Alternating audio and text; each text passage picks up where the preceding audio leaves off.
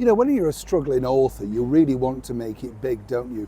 You look back at the wonderful people that have really been illustrious in our rich history, the tapestry of course, literature. And the ones that we've really enjoyed are people like Enid Blyton, particularly when you were growing up, or indeed the brilliant thrillers of Agatha Christie. But there are so many more, aren't they? Dick Francis, who remembers him, of course, just wonderful, thrilling writers, and many around today of all walks of life.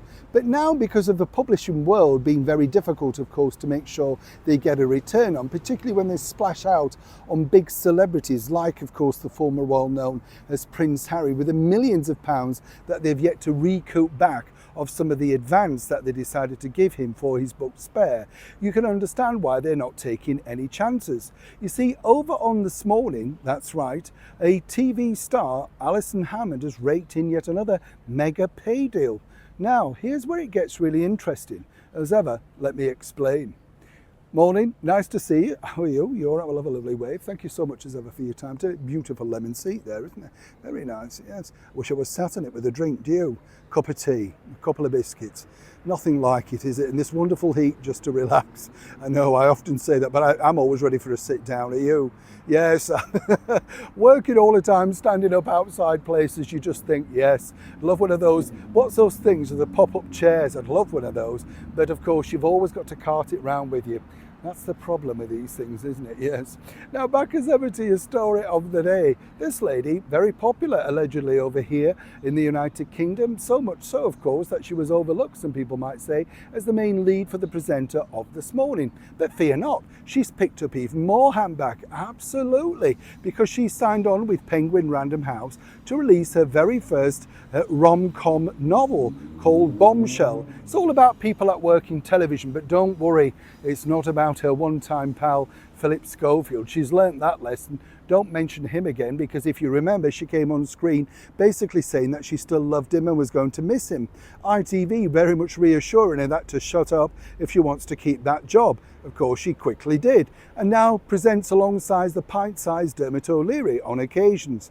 What's interesting though is Alison, as I say, has got this book coming out in November called Bombshell. Now, I'm not decrying this, sounds kind of good fun, and they're equally trading on the fact that if you like, say, Sophie Kinsella, you're going to love this book.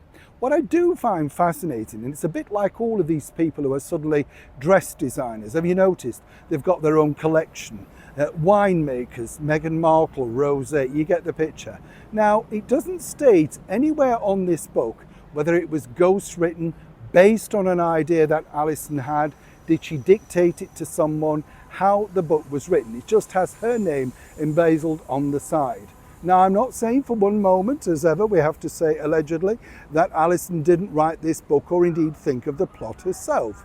But one would suspect, given her very busy television career, darting up and down between studios, voiceover work for NatWest, you name it, she is raking in that money. The bottom line is, where did she find the time to write this book? And if she did, or if she didn't, shouldn't the ghostwriter be on the side? Now, I know this doesn't happen because, quite frankly, when you write a book, and I've been a ghostwriter in my time, you sever your ties away, you get paid a fat fee. Now, I know this from my time as being a ghostwriter myself. You sever your ties away and you get paid a flat fee, but you don't get any recognition on the book. But surely Alison owes it to those dedicated fans that truly like her. Did she truly sit down at the computer every day or write it by longhand and create the book herself? Or is this going to be another mystery worthy of another book? I'd love to know what you think to celebrity authors. Does it make you go out and buy it simply because they're a name? Or do you search out a very good story and are you pulled in by literally the story they're selling? Name or no name? I'd love to know. Neil Sean in the very heart of London.